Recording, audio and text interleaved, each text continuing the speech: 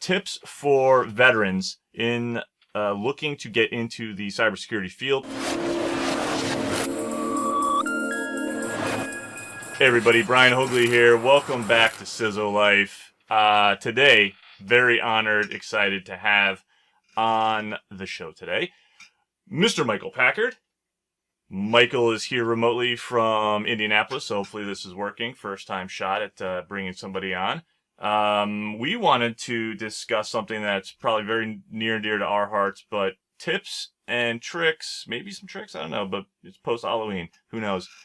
Tips for veterans in looking to get into the cybersecurity field or just the IT field or even just professional field overall. So again, want to welcome Michael. Mike, welcome to cisolife. Thanks, Brian. Thanks for having me. It's good to be here. So Mike, we've been talking about and seeing kind of, this a lot of asks, especially on LinkedIn, which is great. Like a lot of folks kind of asking like, hey, what do I do kind of getting into the field? What are some tips? And I think a lot of focus has been on young professionals, graduates. I know we've done a lot of tips and things for those folks, young professionals early in career. But I think the segment that's good for us, to focus on as well is, an already trained workforce, right? People who have already gone through leadership training, management training, understanding what they're personally capable of, right? They've gotten on the job training, right? They've kind of grown up a bit, maybe a bit more than say somebody out of college, and that's veterans. And I think it's important that we, give some specific advice for that group, and maybe it carries on to other areas, but, specific for veterans, especially when we're looking at a cyber skill shortage within, our industry and our sector. I can't think of a better place to go to than, veterans, prior service folks. In the roles that I've had, where I've been fortunate enough to be able to make hiring decisions, I've definitely tried to make an effort to find, and give serious looks at veterans, especially coming out of, different, MOSs that translate to the type of work that we're doing. And, just backstory for anybody watching, but, this actually happened with Mike and I. He came out of his enlistment in the Marines and, came onto a program that we were working on at Pentagon. So Mike, you want to just tell us a little bit about your military background and then just kind of your first forays into the workforce? Yeah, sure. Yeah. So, I spent 8 years on active duty and kind of just went up the East Coast, started in South Carolina. I was primarily, my primary MOS was I was an administrator. So I was in South Carolina for about a year, and then I got orders to Camp Lejeune, North Carolina, to Action Jacksonville. And from there, I was stationed with 2nd Battalion, 6th Marines. Did a deployment with them, came back, and then went and did my second 4-year enlistment at Quantico. And at Quantico, that's kind of, they call it the crossroads of the Marine Corps. And that's, typically guys either figure out they want to stay in or they want to get out. Mm-hmm. And I made was, I was going to get out. And so I started thinking really hard about, okay, what have I done in the Marine Corps? Leadership wise, just overall, just, operational things that I've done. How do I take that and how do I translate that into the private sector or the corporate world or, however you want to, civilian life is probably the best way to say it. And I had to figure out what I wanted to do as well. There was, there's obviously been, or, if you come out of the military with an honorable discharge, you have some very good benefits available to you. The GI Bill, post 9/11 GI Bill being one of them. So the decision that I made was, and this is it's pretty much it's a no-brainer, is hey, I'm going to get out. I'm going to go back to college for free. I'm going to get a paycheck while I'm going to college, which is another thing that I think a lot of veterans don't know about, to help you kind of offset. So let's say you get out and you don't have the perfect job lined up, and you're aspiring to be something like a cybersecurity expert or something like that, and you're trying to get some school so you can show kind of some additional levels of discipline to be able to execute in the workforce. One of the things that they teach you when you get out of the military, whether it's you've stayed in for 20 years or 4 years, is to leverage your network. your network is the number one most important thing that you have available to you, along with all of the traits, leadership traits, and things like that you've learned throughout your career in the military. So when I was getting out, I thought to myself, well, once I made a decision that I want to get into the cybersecurity workforce, and that's what I want to do, I thought to myself, who do I know?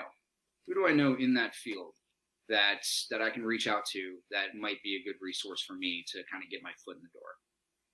And that's the guy raising his hand right there. So I reached out to Brian and I said, hey, getting out, here's my resume. Another great thing to leverage when you're getting out is the resume writing resource.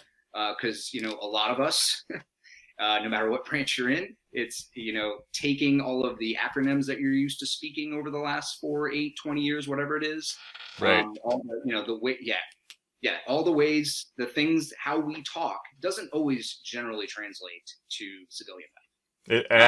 It doesn't at all. It's almost a negative. Like you're so used to working within acronyms because it just makes sense to everybody. It's the vernacular for the military. Even when we were both within the DoD and just supporting the Defense Department in those efforts, being out of uniform, you still talked in acronyms, right? And I actually had a boss who was very key in my early days of you can't use acronyms. We don't do that here. And I had to break myself. It took me a little while, It's not a bad thing, but you just got to be cognizant of it and just be able to kind of make that change and kind of break yourself of that habit and start talking in regular business terms. Yep, exactly. Yeah. So, that again, and that's not easy to do, No. It's especially, for, I spent 8 years of my life, almost a decade of my life, in the Marine Corps, in the military. So that's what I was used to. So one of the things that I leveraged was a resume writing workshop. And so they were able to say, you started with, hey, here's what I think my resume should look like. Here's all the things that I've done in the military. Acronym, everything in there. You just write it as if you were writing your resume to, go to, your next command. Right. And they're able to take it and break it down into more civilian type language for that more loosely translates to, what you want to do. Right. Anyway, so that's, so with those two things, I had a resume that I had leveraged that resource and got a resume that was pretty solid. Reached out to Brian. Brian was able to get my resume in front of his boss at the time. And his boss at the time gave me an interview, and, he had said to me, look, I know you don't have a lot of actually necessarily hands-on experience in cyber. It's like, but honestly, with the leadership skills that you have, the discipline that you brought from the military, we want to bring veterans on. We will give you a shot and bring you in as a junior analyst. So I joined the Pentagon's cyber program as a junior analyst. And then within barely 3 months, the team lead left. And so they looked at the team and they said, okay, who is going to lead this team now? Right. So, I was given the opportunity to be able to lead that team. And I think that speaks very, very, very highly to veterans and our capabilities and what we learned coming out of the military. It wasn't the fact that I necessarily knew every single detail, but it was, hey, I can get out front, I can lead, right? I can trust the people on my team that know all the details, that know all the technical details, and then we can execute together. Yeah, you know how to lead, you know how to run teams. That's the biggest thing I think that if you take a step back and you're a veteran and you're looking to get out, or you're looking to maybe even change careers, and you have a prior service background, is what's the skill set that you capitalize on that you really want to showcase? And you showcase, look, you can teach me, and I'm a quick learner, and I have leadership and management capabilities no matter what the whatever the sector is, whatever the skills are. Like, I can lead a team, and I can motivate a team, I can organize a team, I can create very effective teams. It's like you might not even touch an aspect of cybersecurity that you wanted to, but you can lead a team of cyber experts to a mission that they're supposed to be on, right? Like, not everyone who kind of comes up through the ranks, even actually outside of the military, is going to be a good leader just because they're really good, and technical, vice versa, right? So, I think the thing to capitalize on, to really hammer home when you're doing interviews, when you're putting it, you're trying to make your resume stand out, is your leadership capabilities, your leadership experience, your successes. And that's the point that as a hiring manager, right? That's the thing that I want to see on the resume. And that's the thing that I want to talk to the, the candidate about. It's like, tell me about, what you're capable of doing. How do you lead? What are your styles? How do you motivate people? Because we've got a job to do over here, and these people need somebody to help them get there, right? And like you said, Mike, you might not have that skill set, that very analytical or that technical role, but, veterans are in a good position where, because of the GI Bill, you can now go to college to learn those skill sets while you're on the job and get paid, ideally while you're at a position within a company. So it's really kind of like you've got this big, grouping of, benefits behind you to make you successful. You just need to kind of know how to tap into it and how to use them correctly and bring them forward. Yeah, absolutely. Could not agree more. And to be honest with you, you just wrote half the resume for a lot of veterans that are watching this and are going to be getting ready to get out. So thank you, Brian. Yeah. No, in all seriousness, no, everything you just touched on is absolutely spot on. I mean, it frustrates me at times when because I have, I've been able to interact with a lot of veterans over the years since I've been out. And, it frustrates me when I see these folks that don't know about these resources. They may know, hey, there's a GI Bill I can use, but I don't really know how to start, where to go. I really would love to be a program manager, or I'd really love to be in cybersecurity, because I know that's really hot and that's a really cool thing to be in. And it sounds really cool, but I just don't know where to start. So, a lot of times, it's just, there's resources out there. There's resources online. There's veterans groups now that are popping up all over the place. It's getting more and more easy for veterans to be able to find those resources, to be able to help you get your foot in the door. Mm-hmm. I even offer myself up, for any of the listeners, to reach out to me directly on LinkedIn. And I will be more than happy to take the time to chat with you, point you to some of those resources, answer some questions you might not be sure about, and go from there. So I do offer that up. Yeah, we just had Taylor. I just had Taylor on, Taylor Lehman, CISO over at Athena Health, come on, and we did a whole tips thing. And the last point was find a mentor. And most people kind of think like, oh, okay, well, how am I going to find a mentor? Like, where's it gonna? Like, that seems like that's too much. Like, who's going to want to mentor me? You would be surprised how many people are willing to mentor somebody else. And you would be even more surprised if you are a veteran, how many other veterans who have gone on to succeed and be successful, they will turn around and mentor other veterans just because you both put the uniform on. Like, that alone, that level of brotherhood and sisterhood goes so far when you are looking to network with people and create, the new and next chapter of your life. Somebody who's already in that next chapter, who's done what you've done and seen what you've seen, looking to step back and say, you know what, I'm gonna help you out. The rule is, and if this is for hiring managers and any C-suites out there who haven't, fully figured this out, but, we try to make it up the ladder, right? We try to get to the top floor. Your job as somebody who's been successful, when you hit the top floor, is to send the elevator back down for the next person. We gotta, I think it's, those people who have figured it out and been successful with these things, they have an opportunity to help others. And that's what it's about. I mean, like, there's so many stories about this skills shortage within cybersecurity, and everyone just kind of talks about it.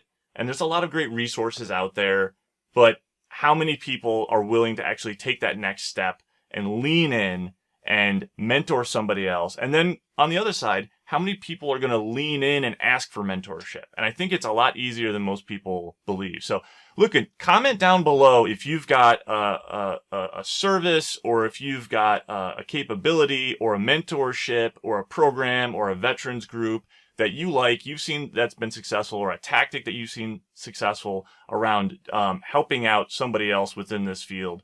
Comment down below. We'd love to hear what your thoughts are and where you've seen success, so that we can help some other folks. Mike, what's one area that, kind of like looking back, if you had known, right? Knowing where you are now, where you are in your trajectory. And everybody does this within corporate. Like, man, if I had just known this, I would have done better. But you had the opportunity to have been in the military that, not everybody's going to be able to pick up and take, take the benefits out of that, right? So you can't kind of go back into it after a certain point and kind of reap those benefits. What's something that you wish you would have taken advantage of while you were in uniform, that, looking back on it now, what's one thing that you could say, one or two things, really anything that you... Yeah, no, I mean, it always goes back to, for me, most of the time what it goes back to is education.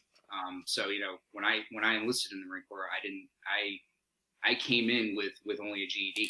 I didn't even have a high school diploma. Right. So, I joined the military looking for something better, looking for a challenge. And the one thing that was available to me, to veterans, or not veterans, I'm sorry, to active duty military, is the ability to be able to go to school essentially for free. You get tuition, there's a name for it, I can't remember off the top of my head what exactly it is. But you could essentially go to school almost for free while you're on active duty. Mm-hmm. And it's covered, and it doesn't even touch your GI Bill. Oh, nice. So I had a lot of my peers that were going to school while on active duty. Now, there's some situations, if you're deployed, things like that, it's sure. tough. You really can't, right? But was it the tuition assistance program, TAP? The TAP. Thank you, Brian. That's exactly what it was. Yes. I actually remember that because I used that. Oh, so look at, if you're active duty right now, look into TAP, the tuition assistance program. Yeah. So that way, because when I got out, I got out with, the only college credits I had was the credits they give you for like, boot camp and, MOS school. They give you a couple credits. So I had like 19 college credits. Mm-hmm. So when I went back, I was like, hey, I want to go to school, obviously. So I started with 19 credits going for my undergrad. Right. When I had a lot of my peers that were getting out that only had, a couple classes left. Some of them already had their bachelor's degrees finished. Some of them were already starting working on their master's. Nice. So, for me to get all the way to, getting a graduate degree from there took me 5 years from when I got out of going to school full time, all the way through the summers with the exception of one summer. Right. So it was tough. And I always look back and I thought, man, if I just leveraged, some of that tuition assistance program that was available to me when I was in garrison, when I was not deployed, would have maybe made my life a little bit easier. Yeah, you would have done it in like probably 4 years, 3-4 years, right? You would have put 3 or 4 years. Yeah. However, what I will say, and in the military, in the Marine Corps, and this, every branch has their own kind of separate way of kind of saying this, but it's all the same point at the end of the day. It's, you improvise, you adapt, and you overcome. Mm-hmm. And for any of the Marines listening, exactly what that is. In the Army, Navy, Coast Guard, Air Force, all of you have either the same kind of saying or something that's something that still hits home with that. And that's something that I've always taken with me through those times where it was like, okay, I'm commuting 2 hours each way to the Pentagon. I'm coming back, I'm going to night school, I've got a newborn at home, I've got all these things. It's always, okay, take a step back. How am I going to adapt to the situation, and how am I going to overcome it? Right. Just great traits that you bring, out of the military. So yeah, that's probably the number one thing I would say to leverage. That's great, Mike. Thank you. I mean, the only other thing that I have on my list, and I don't know if we want to talk about it, but with regards to going directly from military into cybersecurity, one thing that's always resonated with me mm-hmm. is when I was in Fallujah, right? Every time you would leave the wire, when you would leave, somebody had a big giant sheet of plywood and they spray painted "Complacency Kills." So It was right in front of your face when you left. Right. Every single time. Because the second that you think you got it all figured out, that's when you become right of bang. Right. And I've been able to use that as one thing that in my career, right, so far, I go back to that. I think about that probably at least 2-3 times a week. I'll take a step back and think, okay, wow, what do I feel like right now? Do I feel like we are too comfortable? Mm-hmm. Does the organization feel too comfortable? Right. Let's talk about that. Let's figure that out. Who do I need to bring in? Who do we need to have conversations with about this? And kind of go back and get kind of a pulse check on reality again. Hey, I want to thank my guest today, Michael Packard, and all of you for watching cisolife. So check us around on the hashtag up above around social media land. Make sure you hit subscribe on YouTube. Check out any of the previous videos from below. Mike, they can get in contact with you on LinkedIn and on Twitter. What's the best way on Twitter to get a hold of you? At Mike Packard 4. Follow him on Mike Packard 4 on Twitter and around on LinkedIn. Hey, this is Brian Hoagley from SideChannel. I want to thank everybody again for watching.